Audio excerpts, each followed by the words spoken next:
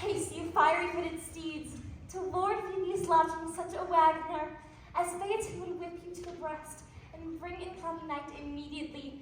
Spread thy close curtain, love, performing night, that runaways' eyes may wink, and Romeo leap into these arms, untalked of and unseen.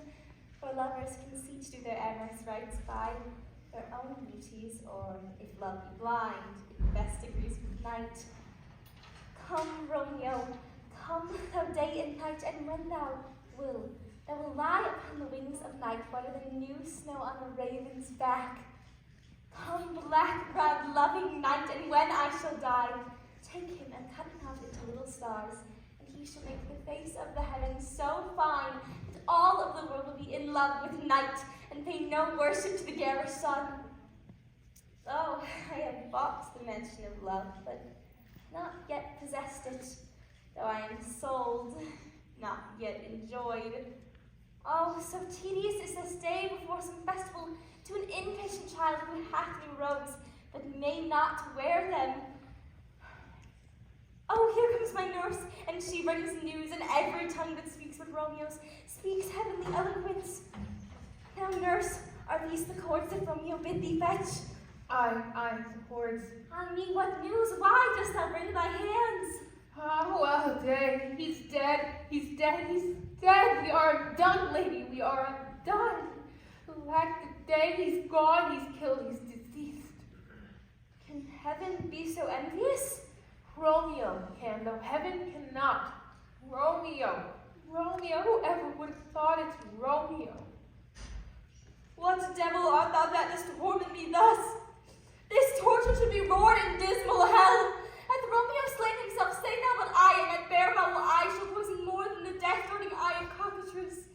I saw the wound with my eyes. God save the mark here on his manly breast. A bloody corse, a piteous bloody corse, pale as ashes, all debarred in blood, all in gore blood. I swooned at the sight. Oh, break, poor maker, to break my heart, break at once, end motion, vile earth to earth resigned, end motion here, and there is Romeo, press one heavy bier. Oh, Tybalt, the best friend I had, oh, courteous Tybalt, honest gentleman that ever I should live to see thee dead. What storm is this that blows so contrary? Is Romeo slaughtered and Tybalt dead? For my dearest cousin and my dear lord, general trumpet sound doom, for who is living if these two are gone? Tybalt is gone, and Romeo vanishes. Romeo that killed him is vanished. Did Romeo's hand shed Tybalt's blood? It did, alas, it did. There is no truth, no faith, no honesty in men. All perjured, all forsworn, all not, all dissemblers. Ah, where is my man? Give me some aquavitae, these sorrows, these woes, these griefs. They make me old. Shame come to Romeo. Blistered be thy tongue for such a wish, for he was not born to shame, but upon his brow shame is a shame to sit, for he is sole monarch of universal earth. You will speak well of he that killed your cousin. Shall I speak ill of him that is my husband? For my husband lives that would have slain my cousin, and my cousin is dead that would have slain my husband. Back, foolish tears, back to your native spring, for your tributary drops belong to woe, which you mistakenly offer up to joy. My husband lives that would have slain Tybalt, and Tybalt is dead that would have slain my husband. All this is comfort, wherefore weep I then? There is some word that murdered me worse than that. Romeo is vanished. That one word is 10,000 Tybalts slain. Romeo is vanished, that is mother, father, Romeo, Juliet, Tybalt, all slain, all dead. There is no end, no mile, no measure that can see to the bottom of my grief. Where are my mother and father, nurse? Weeping and wailing over Tybalt's corpse. Will you go to them? I will take you thither. Wash thy his wounds with my tears? No, for mine should be spent where theirs are not, for Romeo's banishment. Take up those cords, those beguiled cords. For Romeo is exiled. He made a highway to my bed, and there I'll be for Romeo, not death take my maidenhead. Hie you to your chambers. I'll find Romeo to comfort you. Hark ye, he will be here at night. I'll to him. He's hid at Friar Lawrence's cell. Here, take this ring, give it to my true knight, and bid him come take his last farewell. Romeo, come forth, thou fearful man. Affliction is enamored of thy parts, now wedded to calamity. Father, what news? What is the prince's doom? What sorrow craves acquaintance at my hand that I yet know not? Too familiar is my dear son with such sour company. I bring thee tidings of the prince's doom, but less than doomsday is the prince's doom. A lesser judgment vanished from his lips, not body's death, body's banishment. Banishment. Be merciful. Say death, for exile hath much more terror in his look, much more than death. Therefore do not say banishment. Hence from Verona art thou banished. Be patient, for the world is broad and wide. There is no world without Verona walls, but purgatory, torture, hell itself. Then banishing is banishing from this world, and world's exile is death. Then death is banishing. Saying that death is but banishing, thou cuttest my head off with a golden axe, and smilest upon the stroke that kill me. Thou thought our law calls death, but the kind prince, taking thy part, hath thrust aside the law, and turned that blackwood death to banishment. This is dear mercy, now seest it not. 'Tis torture, and not mercy. For heaven is here, where Juliet lives, and every dog, and cat, and little mouse live here in heaven. They look on her, but Romeo may not. More validity, more courtship, more honorable state lies in carry-on flies than Romeo. They may seize the white wonder of dear Juliet's hand, and steal a mortal blessing from her lips, who even in pure and vestal modesty still think their kiss is sin. O friar, and sayest thou yet that banishment is not death? Hast thou no sudden mean of death, no sharp ground knife, no poison mixed, no word to kill me, but banish it, banish it? O friar, the damned use that word in hell, howling it attends. How hast thou the heart, being a divine, a ghostly confessor, a sin absolver, and my friend professed, to mingle me with that word banished? Thou fond, a madman, hear me a little speak. Thou wilt speak again of banishment. I'll give thee armor to keep off that word. Adversity's sweet milk, philosophy, to comfort thee though thou art banished. Banish it! Hang up philosophy, unless philosophy can create a Juliet, displant a town, reverse a prince's doom. It helps not, it prevails not. Speak no more. Oh! That I see madmen have no ears. Why should they, when but wise men have no eyes? Let me disputa with thee of thy state. Thou canst not speak, of what thou dost not feel. For thou, as young as I, Juliet thy love, but an hour married, Tybalt murdered, doting like me, and like me banished. Then mightest thou speak. Then mightest thou tear thy hair and kneel upon the ground as I do now, taking the measure of an unmade grave. Arise, one ox, good Romeo, hide thyself. Not I, unless the groans of heartsick lovers, mislike enfolds me from the search of their eyes. Hark how they knock. Was there? Romeo, arise, thou wilt be taken. Stay a while. Stand up! Run to my study. By and by, God's will! What simpleness is this? I come! Who knocks so hard? Whence come you?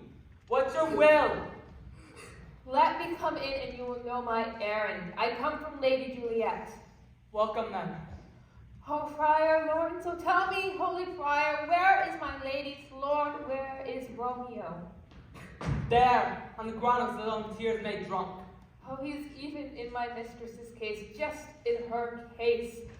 Oh, woeful sympathy, piteous predicament, even so lies she, blubbering and weeping and blubbering. Stand up, stand, and you be a man. For Juliet's sake, for her sake, rise and stand. Why should you fall into so deep an oh? Nurse. Oh, sir, that's the end of all. Speakest thou, Julie? How is it with her? Doth she not think me an old murderer? Now I have stained the childhood of our joy with much blood, but little from her own. How doth she? And where is she? And what say, my love, of our concealed love? She says nothing, sir, but weeps and weeps, and now falls on her bed, and then starts again, and Tybalt calls, and then Romeo cries, and then down falls again. Is it that name? Shot from the deadly level of a gun did murder her, as that name's cursed hand did murder her kinsman. Tell me, friar, tell me, in what part of this vile anatomy doth my name lodge? Tell me that I may sack the hateful mansion. Hold thy desperate hand. Thou hast amazed me. By my holy honor, I thought thy disposition better tempered. Hast thou slain Tybalt? Wilt thou slay thyself, and slay thy lady that in thy life lives by doing damage hate upon thyself? Which roused thee, man? Juliet is alive, for whom dear sake thou wast but lately dead. There art thou happy. Tybalt did kill thee. Thou slewest Tybalt. There art thou happy. The law that threatens death becomes thy friend and turns to exile. There art thou happy. A pack of blessings light upon thy back. Heaven escorts thee in her best array. Go. Get thee to thy love as is decreed. Ascend her chambers, hence, and comfort her. For look thou stay not till the watch be set, for then thou canst pass to Mantua, for thou shalt live, till we can blaze your marriage. Reconcile your friends, beg pardon of the prince, and call thee back with 100,000 times more joy than thou went forth in lamentation. Go before, first, commend me to thy lady, and bid her in all the house bed which heavy sorrow makes him apt unto. Romeo is coming. I will tell her, my lord, that you will come. Do so, and bid my sweet prepare to chide. Here, sir, a ring she bid me give you, sir. Hie you hence, make haste, for it grows very late. Oh, how well my comfort is revived by this. Go hence. Good night. Here stands all your state. Is it begone before the watch be set, or by the break of day disguised from hence? Join in Mantua. Upon our man, and he shall sanctify time to time every good hap to you that chances here. Give me thy hand. 'Tis late. Farewell. Good night. A joy, past joy, calls out on me. It were a grief so brief to part with thee. Farewell.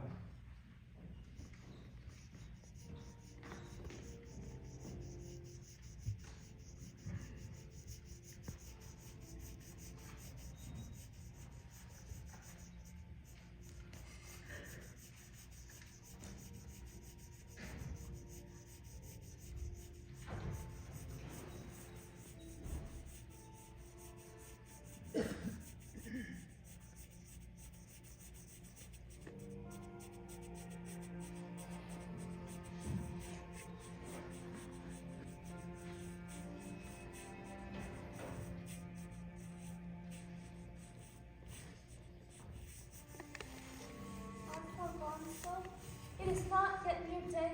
It was the nightingale, not the lark, that pierced the people hollow of thine ear. Nightly she sings on yon pomegranate tree. Believe me, love, it is not yet near day. It was the lark, the herald of the morn. O nightingale, look, love, the envious streaks that do lace the severing clouds. Night's candle is burnt out, and Jocund day stands tiptoe on the misty mountain tops. I must be gone and live, or stay and die. Yon light is not daylight, I know it for it is some year that the sun exhales to light thee on the way to Mantua. Therefore, thou mayst not be gone. Let me be tamed. Let me be put to death. I am content, so thou, Juliet, will have it so. I will not say yon grey is Moro's eye, 'tis but the pale reflex of Cynthia's brow, nor that it was the lark whose notes do beat the vaulty heaven so high above our heads. I have more care to stay than will to go. Therefore, come death, and be welcome. Juliet wills it so. How is my soul? Let us talk. It is not day. It is. High hence be gone, obey. It was the lark that pleased our ears, for she doth not make sweet division. Some say that the lark and loathing tone change eyes, but that is not so, for I wish they had changed voices too. From arm to arm us doth the fray, hunting thee hence upon the day. More light and light it grows. More light and light, more dark and dark our woes. Madame, Nurse, your lady mother's coming. Day has broke. Be weary. Look about. and window, let light in and let life out. Farewell, farewell. One kiss, and I'll descend.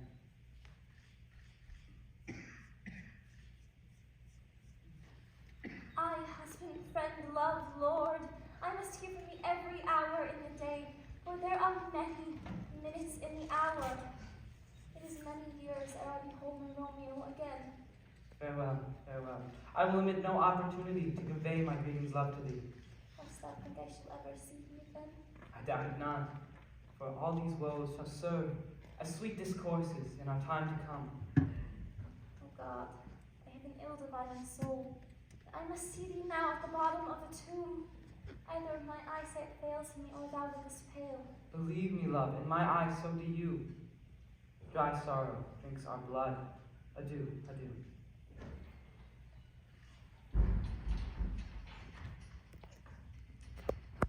O fortune, fortune, all men call thee fickle.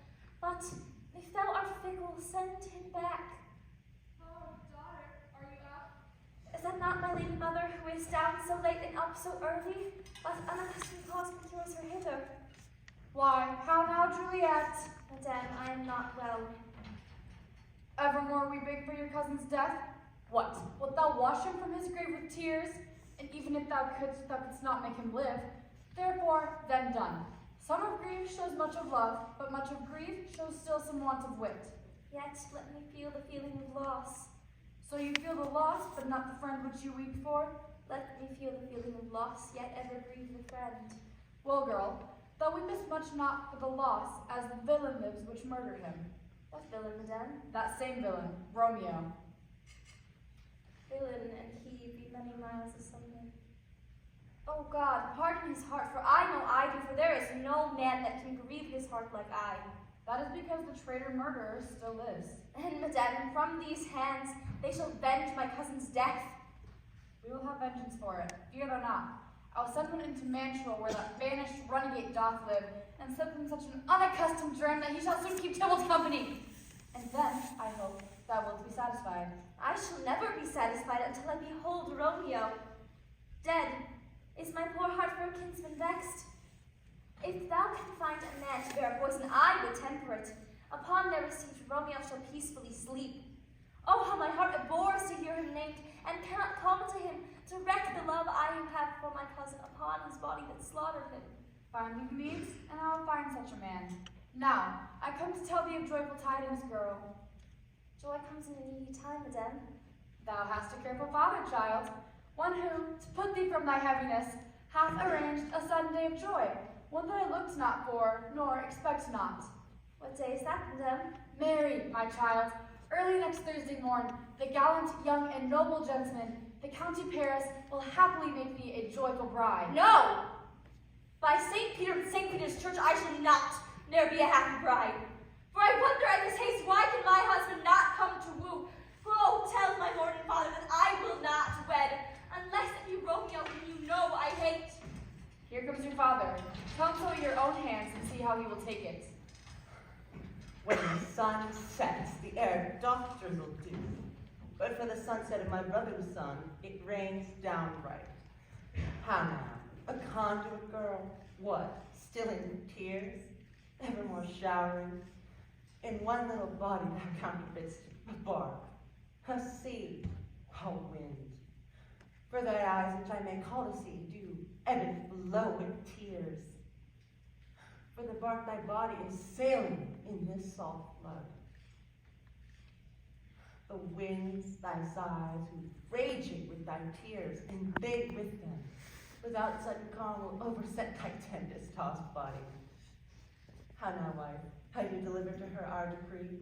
Aye, sir, but she will none. I would the fool be married to her grave. Soft. Take me with you, Ivan. Take me with you. How will she none? Doth she not give us both thanks? Is she not proud? Doth she not count her blessings, unworthy as she is, that we have brought such a worthy gentleman to be her bride? Not proud that you have, but thankful that you have, for one can never be proud of what they hate, but thankful for what they hate, even that is meant in love. How? How? Chop logic, what is this? Proud, and I thank you, and I thank you not, and yet not proud.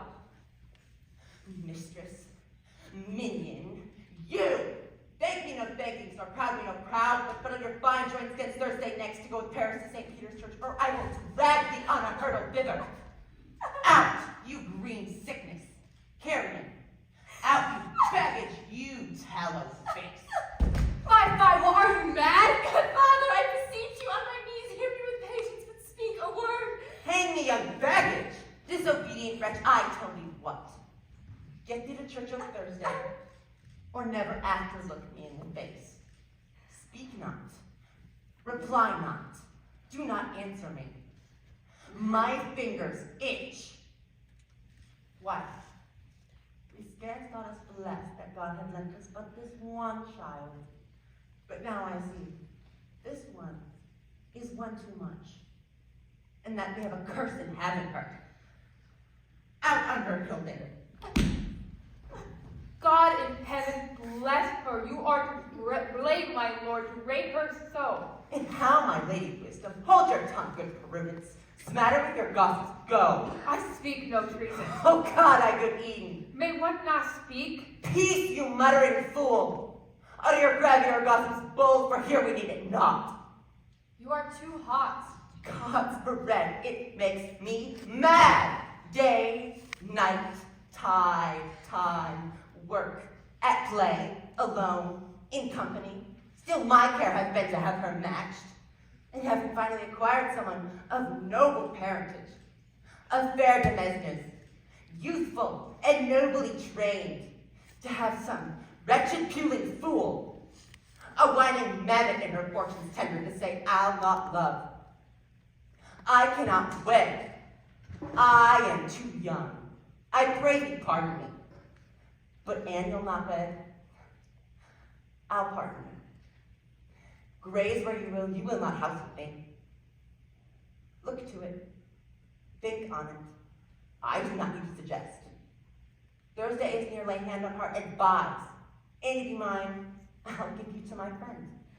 But it be not, hang, beg, starve, die in the streets, for by my soul I'll ne'er acknowledge thee. Nor with mine shall ever do thee any good. Look to it. Bethink you, I'll not be forsworn. Good mother, is there no pity sitting in the clouds above that sees to the bottom of my grief? Oh, my mother, delay this marriage a month, a week, or if thou wilt not make the bridal bed in that dim monument where Tybalt lies. Speak not to me, for I will not say a word, for I am done with thee. Oh, God. On earth is there no comfort. Counsel me, for my fate is in heaven, my husband on earth. For how shall my fate return unless my husband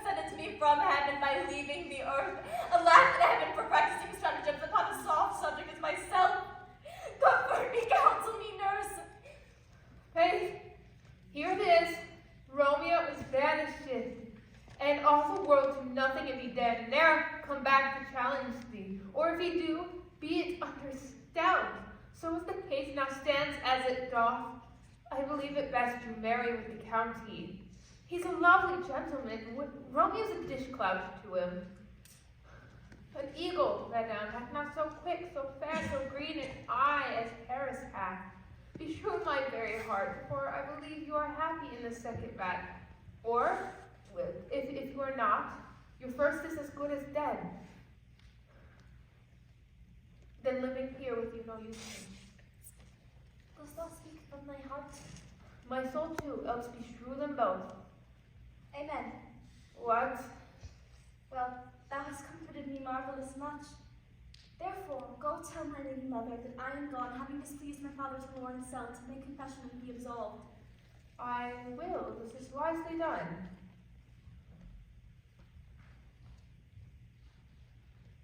Ancient damnation, most wicked fiend! Is it more sin for her to wish me forsworn than to dispraise my lord when she hath praised 1,000 times? Go, counselor! Hence, and my bosom henceforth shall be twain.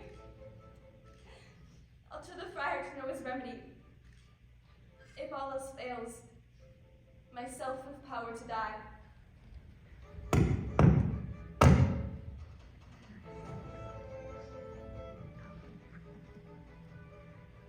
On Thursday, sir? The time is very short. My father Capulet will have it so, and I'm nothing slow to slack his haste. You say you do not know the lady's mind. Uneven is the course. I like it not. Immoderately, she weeps for Tybalt's death, and therefore, for I have little talked of love, for Venus smiles not in a house of tears. Now, sir, her father counts it dangerous that she do give her sorrow so much sway, and in his wisdom haste our marriage to stop the intuition of her tears, which too much minded by herself alone may be put from her by society. Do you know the reason of this haste? I would I knew not why it should be slowed. Look, here comes the lady toward my cell.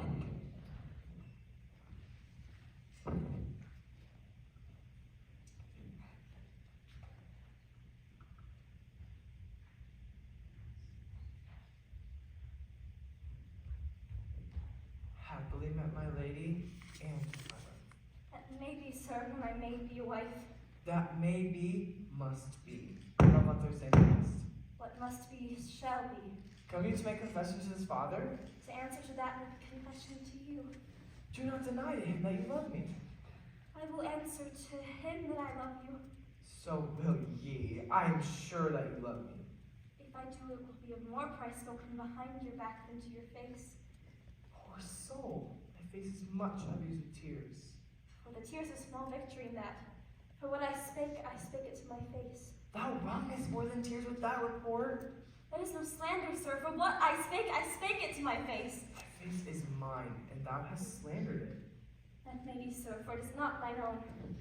Are you at leisure now, Holy Father, or shall I return at evening mass? My leisure serves in pensive daughter now. My lord, you must entreat the time alone. God shield, I shall disturb devotion. Juliet, on Thursday early, I will rouse ye. Until then, adieu, and keep this holy kiss.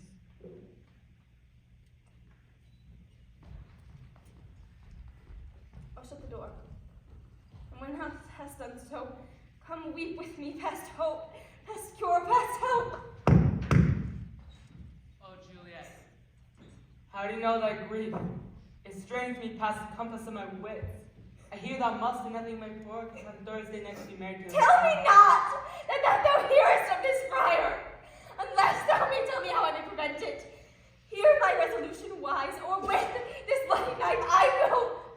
God join my hand, and ere Romeo our heart, and ere this hand shall be the label to another deed.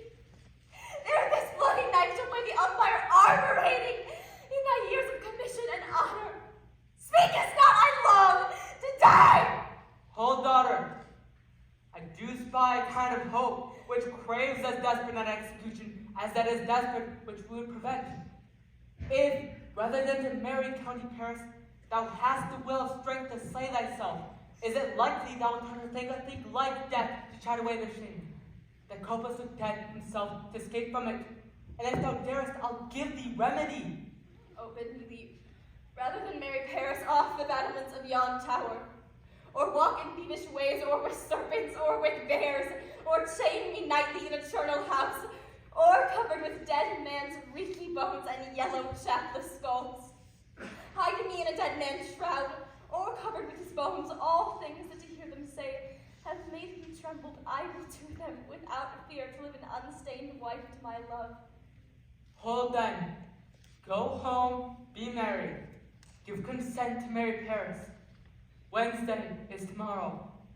Tomorrow night, look that thou lie alone. Let not the nurse south thee in thy chamber. Take thou this vial, being then in bed, and this distilled liquor drink thou off, when presently through all veins shall run a cold and drowsy humor. For no pulse shall keep his native progress but increase. No warmth, no breath shall testify thou livest. Thy eyes' windows fall like death when he shuts up the day of life.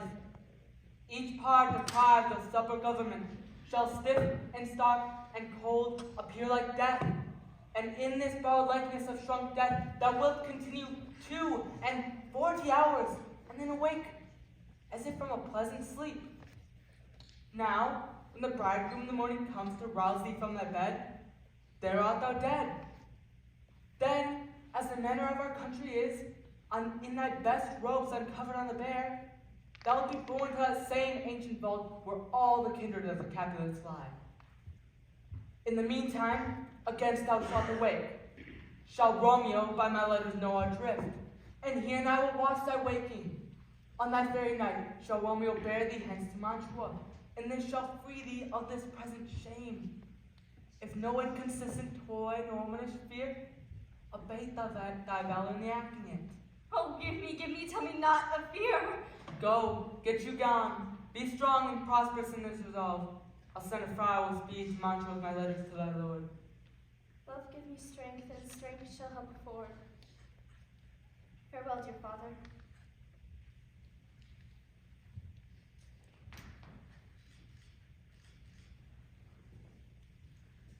So many guests and invites here are writ. Sirrah, go and hire me 20 cunning cooks.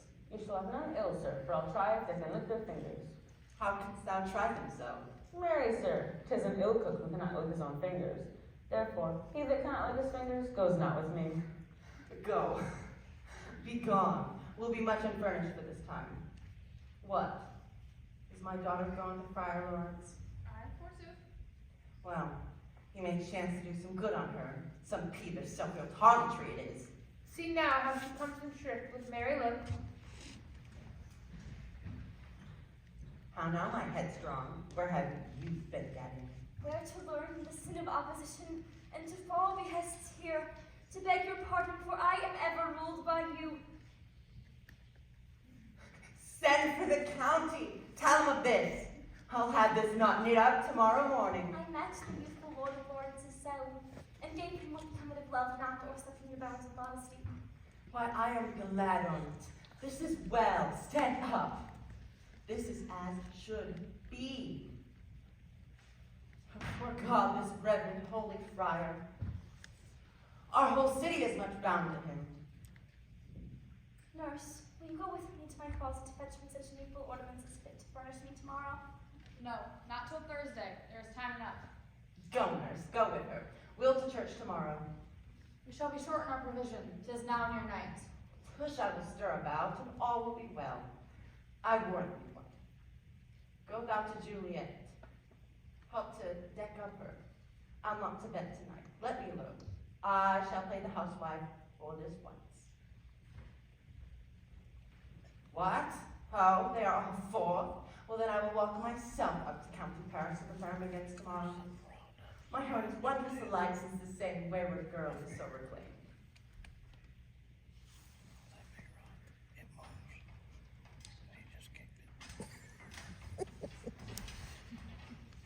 Aye, those attires are best. But nurse, I pray thee, leave me to myself tonight, for I have to have the heavens smile upon my state, which is full of sin and cross, as you know. also go with my mother, for we have called such necessaries fit to fill our state tomorrow, and I'm sure her hands are so busy in this, business. Farewell.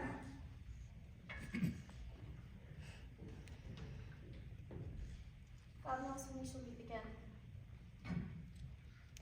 I have a faint, cold fear that thrills through my veins. It almost freezes up the heat of life. I shall call her back to comfort me. Nurse! What should she do here? My dismal scene needs must act alone. Come, Violet.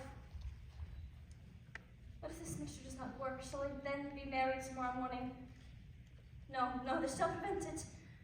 Or, what if it be poison which the fire has so subtly ministered to have me dead, lest in this marriage he should be dishonored because he married me before to Romeo? I fear it is. And yet, methinks it is not, for he has still been tried a holy man. Or, what if I wake before the time my Romeo come to redeem me? Shall I not then be stifled in the vault where my mouth no house of air breathes in, and there die strangled ere my Romeo comes? Or, if I live, is it not like the horned conceit of death at night in the terror of that place, in the ancient receptacle where hundreds of my ancestors' bones are packed? And there lies bloody Tybalt, yet but green in the earth, festering in a shroud where at some point they say spirits resort. Alack! Alack! It is not like that eye. And mandrakes, hearing them torn up the earth, shrieking, having mortals, hearing them run mad. Shall I not then be distraught in my hideous fears, and take my kinsman's bones, and dash out my desperate brains? Oh look, methinks I see my cousin's ghost, seeking out Romeo that did spit his body upon Ravier's point. Stay! Do not stay! Romeo! Oh, here's a drink! I will drink it to thee!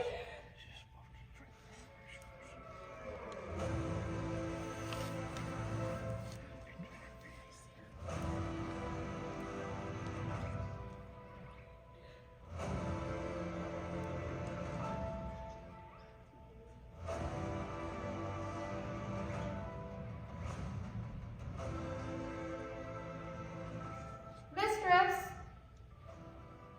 Why, Mistress Juliet? Why, lamb, why, ladybird, fine slug of bed. Why, love I say, madame, sweetheart, why, bride. What, not a word? Take your pennyworth now, sleep a week, for I went the next night. The Count of Paris has set his rest, that you will rest a little. God forgive me, Mary, and amen. I must needs wake her. Madame. Aye, let the County take you in your bed. He'll fright you up quick, will it not be? I must needs wake her. Lady. Alas, how my lady's dead. Oh, well a day that ever I was born. Oh, some aqua vitae, my lord, my lady. What noise is this? Oh, lamentable day. What is the matter? Look, a heavy day. Oh me, my child, my only life, revive, or I will die with thee. Help, God! For shame, bring Juliet forth, her lord is come. Lack the day. She's dead. She's deceased. She's dead. Ah, let me see her. Out, alas. She's cold. Her blood is settled and her joints are stiff. Life and his lips have long been separated. Death had lain on her like an untimely frost upon the sweetest flower in all the field. Oh, lamentable day. Oh, woeful time. Death, which hath taken her hence to make me wail, ties up my tongue and will not let me speak. Come, is the bride ready to go to church? Ready to go, but never to return. O son, the night before thy wedding day has death lain with thy wife. There she lies, flower she was, deflowered by him. Death is my son-in-law. Death is my heir, for my daughter he hath wedded. Have I thought long to see this morning's face? And doth it give me such a sight as this? Accursed, unhappy, wretched, hateful day, the most miserable hour that e'er time saw, and lasting day of one's pilgrimage. But one poor and loving child. And death hath catched it for my son. Woeful day, most lamentable, most woeful day that ever I did yet behold. Oh hateful day, never was seen as black a day as this. Oh woeful day.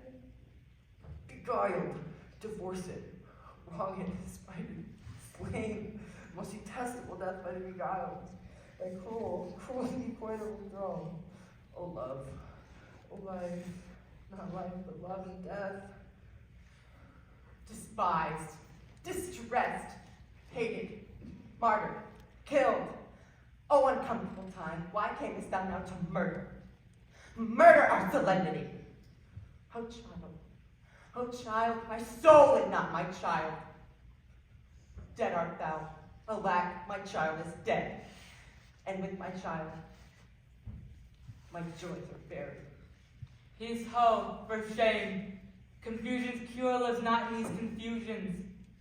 Heaven and yourself had part in this fair maid. Now heaven hath all, and all the better is it for the maid. Your part in her you cannot keep from death, but heaven keeps his part in eternal life. The most you sought was her promotion, for 'twas your heaven she should be advanced. And we be now seeing she's advanced above the clouds as high as heaven itself. Oh, in this love, you love your child so ill that you're mad, saying that she is well.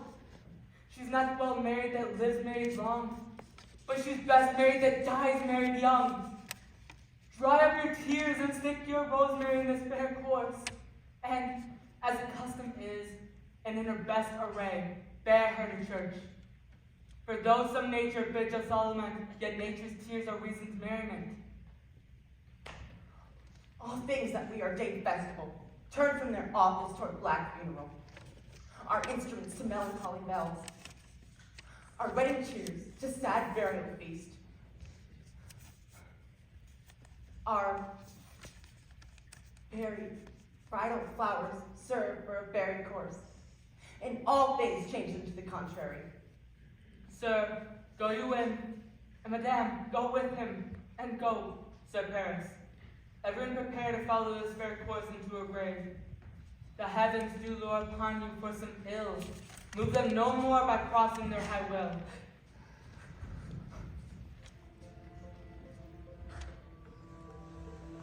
If I may trust the flattering truth of sleep, my dreams presage some joyful news at hand. My bosom's lord sits lightly in his throne, and all this day an unaccustomed spirit hath accompanied me and lifted me above the ground with cheerful thoughts. I dreamt that my lady came and found me dead, a strange dream to give a man such leave to think, and breathed such life with kisses in my lips, that I revived and were an emperor. Ah me, how sweet is love itself possessed when but love's shadows are so rich in joy. News from Verona, how now, Balthasar? Dost thou bring letters from the friar? How doth my wife? Is my father well? How fares Juliet? For nothing can be ill if she is well. Then she is well and nothing can be ill. Her body sleeps in Cabell's monument, her immortal part in angel lives. I saw her laid low in the Kilton's vault and presently took post to tell it to you. Oh, pardon me for bringing thy such ill news, sir, since you did leave it for my office. Is it e'en so? Then I defy you, stars. Thou knowest my lodging. Get me ink and paper, and hire post horses. I will hence tonight. I do beseech you, sir, have patience. Your looks are pale and wild, and do import some misadventure. Hush, thou art deceived. Leave me, and do the thing I bid thee do. Hast thou no letters for me from the friar? No, my good lord. No matter. Get thee gone, and hire tire those horses, I will be with thee straight. Well, Juliet, I will lie with thee tonight. O mischief, thou art swift to enter the minds of desperate men. I do remember an apothecary, and hereabouts he dwells. Noting this penury to myself, I said, and if a man did ever need a poison now, who sails present death in Mantua, here lives a caitiff wretch would sell it him. Oh, the stock did but run my need, and the same man will sell it me now. As I remember, this should be the house, being but holiday. The beggar's shop is shut. What ho, apothecary!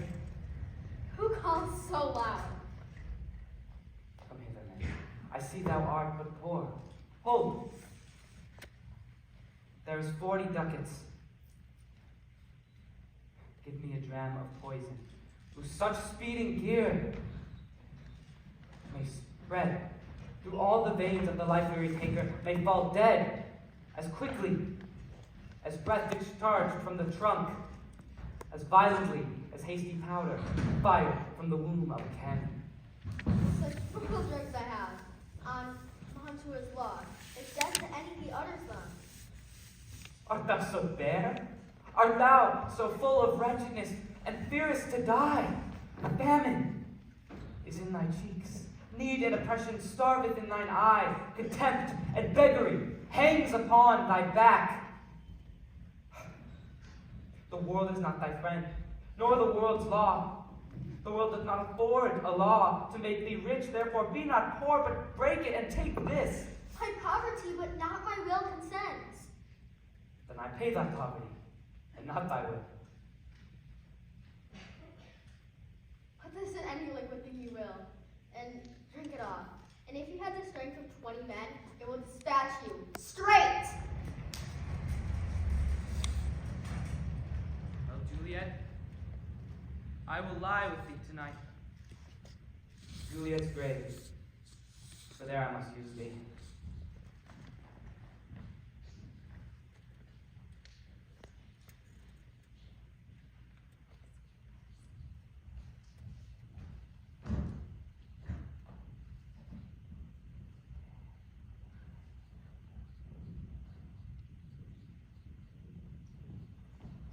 Holy St. Francis, Brother O. The same should be the voice of Friar John. Welcome from Mantua. What says Romeo? Or, if his mind here, give me his letter. Going to find a barefoot brother out, one of our order to associate me, here in the city visiting the sick, and finding him, the surgeon of the town, suspecting that we were both in a house, where the infectious pestilence did reign. Sealed up the doors, would not let us forth, so that by speed to Mantua there was stayed. Who bore my letter then to Romeo? I could not send it, here it is again, nor get a messenger to deliver it, so fearful they were of infection. Unhappy fortune. By my brotherhood, this letter was not nice, but full of charge and dear import, and the neglecting it made too much danger. Friar John, go hence. Give me an encore and bring me straight into my cell. Brother, I'll go bring it there. Now must I, till the monument alone, within this 3 hours will bear Juliet's wake. She will beseech me much that Romeo had had no notice of these accidents, but I will ride again to Mantua, and keep her at my cell till Romeo come. Poor living corse, clothed in a dead man's tomb.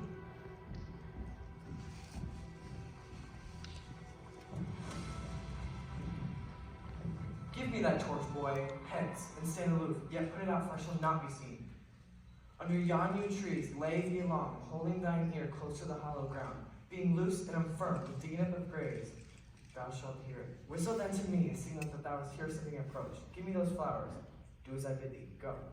I am almost afraid to stand here alone in the churchyard, yet I will adventure. Sweet flowers, thy bridal that I strew. Oh woe, thy canopy is dust and stones, which with sweet water nightly I will do.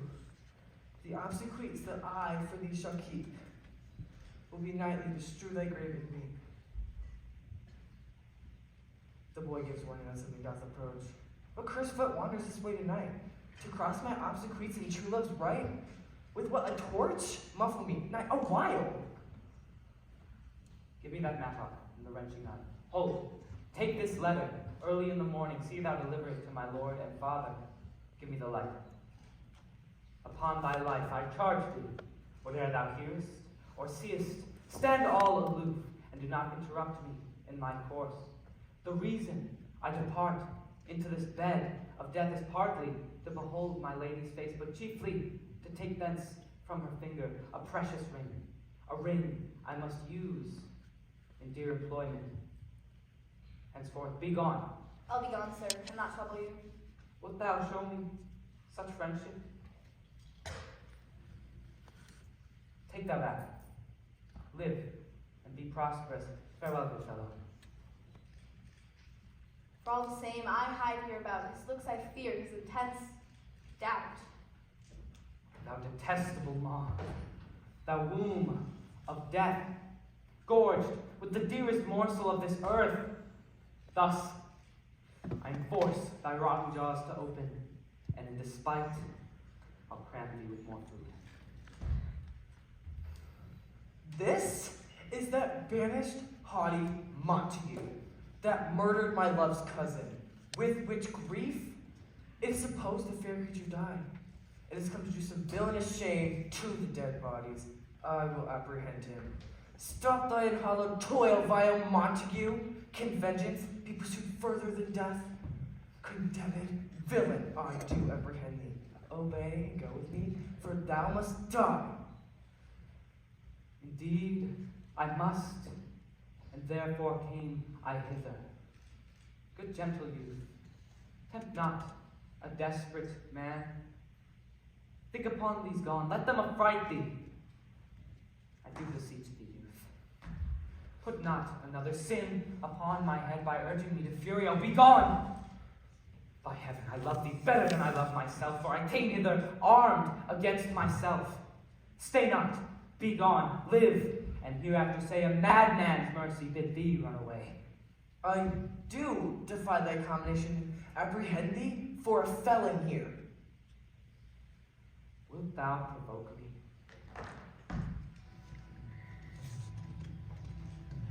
And have at thee, boy. Oh Lord, they fight! I will go call the watch!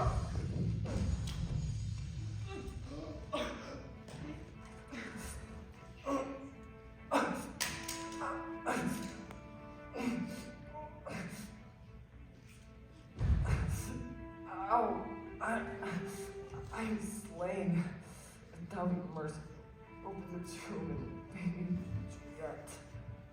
In faith, I will. Let me peruse this face. What said my man when my betossed soul did not attend him as we rode? I think he told me that Juliet should have married Paris. Said he not so? Or did I dream it so? Or am I mad to think it were so, and hear him speak of Juliet?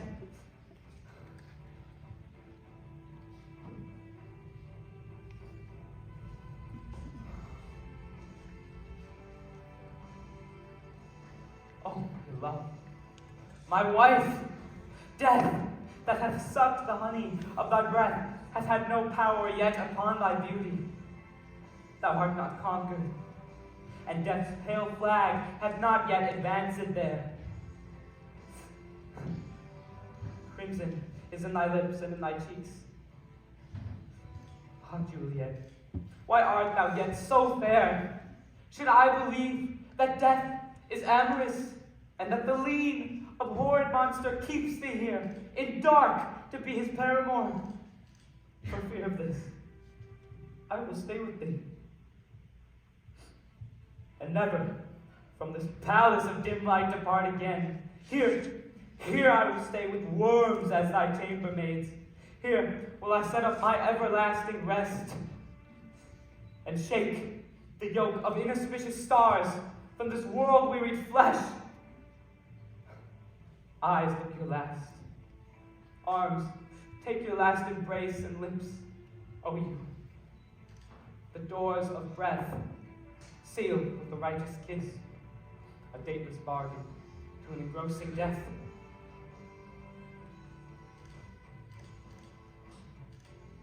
Come, bitter conduct. Come, unsavory guide. Thou desperate pilot, run at once across the swift rocks, thy seasick, weary bark. Here's to my love. Oh, true apothecary, thy drugs are quick. Thus, with a kiss I die.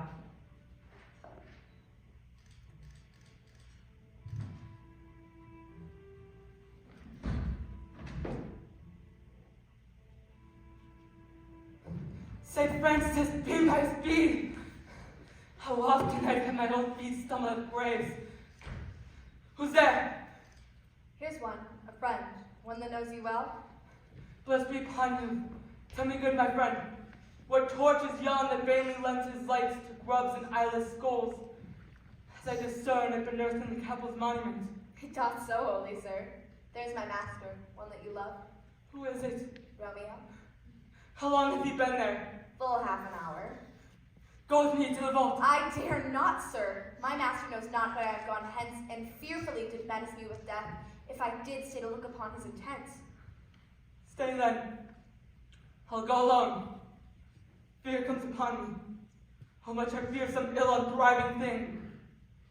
As I slept under this yew tree here, I dreamt my master in another thought, and that my master slew him.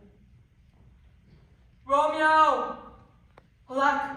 Alack! Which blood is this which stains the stony entrance of the sepulchre?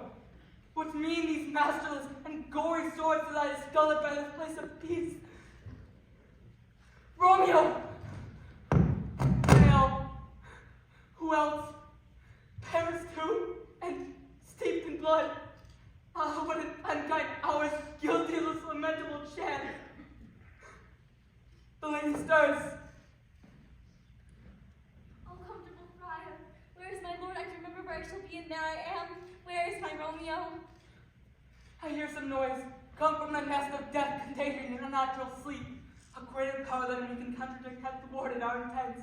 Come away. Thy husband in thy bosom there lies dead. Paris too. Come, I'll dispose of thee among the sisterhood of holy nuns. Say not to the question, for the watch is coming. Come, go, good Julie, I dare no longer stay. No, I will not. Away! What says he? A cup enclosed in my true love's hair. Poison I see had but its timeless end. Oh, Cheryl drank all and not left a happy drop for me. I will kiss thy lips. Haply some poison doth hang on them. My lips are warm. Lead boy, which way? Yea, noise. And I'll be brief. Happy dagger, this is thy sheath. Bear rust and let me die.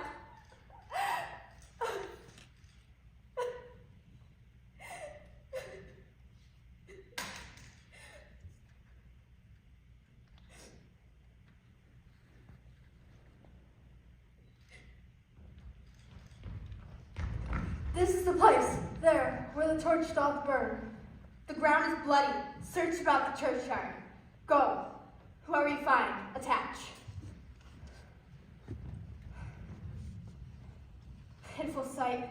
Here lies the county slain. And Juliet, bleeding, warm and newly dead, who here hath these 2 days buried. Go. Tell the prince. Run to the Capulets. Raise up the Montagues. Some others search. We see the ground whereon these wounds do lie, but the true ground of all these piteous woes we cannot without circumstance describe.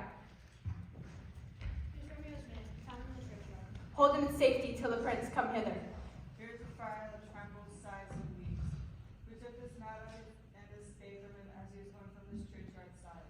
A great suspicion. Stay the friar too. What misadventure is so early up that calls our persons from our morning rest? What should it be that is so shrieked abroad? People in the streets cry Romeo, some Juliet, and others Paris, and all run toward our monument in open outcry. What fear is this which startles in our ears? Sovereign, here lies the Count in Paris slain, and Romeo dead, and Juliet dead before, warm and new killed. Search, seek, and know how this foul murder comes. Here is a friar, and slaughtered Romeo's man. with instruments upon them fit to open these dead men's tombs. Oh heavens! Oh wife! Look at how our daughter bleeds. For this dagger hath the sting, for lo, this house is empty on the backs of Montagues. And is this sheathed in my daughter's bosom. The sight of death is as a bell that warms my old age up to a sepulchre. Come, Montague, for thou art early up to see thy son and heir now early down. Alas, my liege, my wife is dead tonight. Grief for my son's exile hath stopped her breath, while further woe conspires against mine age. Look, and thou shalt see. O thou on top! What manners is in this, to first before thy father to a grave? Seal up the mouth of outrage for a while, so we can clear these ambiguities and know their spring, their head, their true descent, and then I will be general of your woes and lead you even to death. Meantime forbear, and let this chance be slave to patience. Bring forth the parties of suspicion.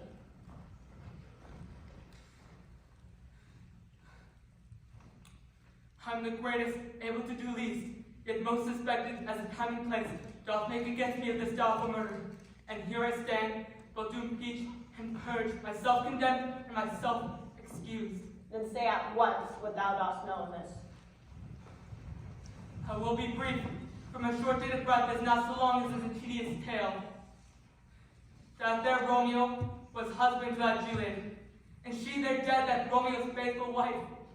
I married them, and their stolen marriage day was Tybalt's doomsday, whose untimely death banished the new bridegroom from the city, for whom, not for Tybalt, Juliet pinned.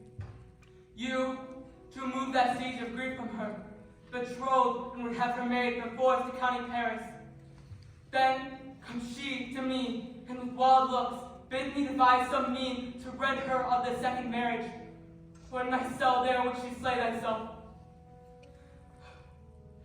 Then gave I her, so tutored by my art, a sleeping potion, which so took effect as I intended, for it brought on her the form of death. Meantime, I writ to Romeo, that he shall hither come on this dire night, to help to take her from her borrowed grave, being the time the potion's force should cease. But he which bore my letter, Friar John, was stayed by accident, and yesterday returned my letter back. Then, all alone, the perfect hour of her waking, came I to take her from her kindred's vault, meaning to keep her closely to myself till I conveniently could send Romeo.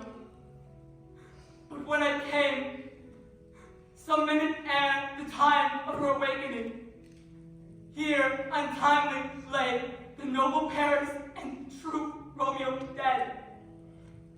She wakes, and I entreat her come forth and bear this work of heaven with patience. But then the noise did scare me from the tomb, and she, too desperate, would not go with me, but, as it seems, did violence on herself. All this I know, and to the wedding her nurse is privy. And if aught in this miscarried by my fault, let my old life be sacrificed some hour before his time, until the rigor of severance law. You still have known me for a holy man. Where's Romeo's man? What can he say in this? I brought my master news of Juliet's death, and then in post he came to Mantua, to the same place, to the same monument. This letter he early bid me give his father, and threatened me with death, going into the vault, if I had not departed and left him there. Give me the letter. I will look on it. Where is the countess page that raised the watch? Sirrah, what made your master in this place? He came with flowers to strew his lady's grave, and bid me to stand aloof, and so I did. Anon comes one with light to ope the tomb, and by my master drew on him, and then I ran away to call the watch.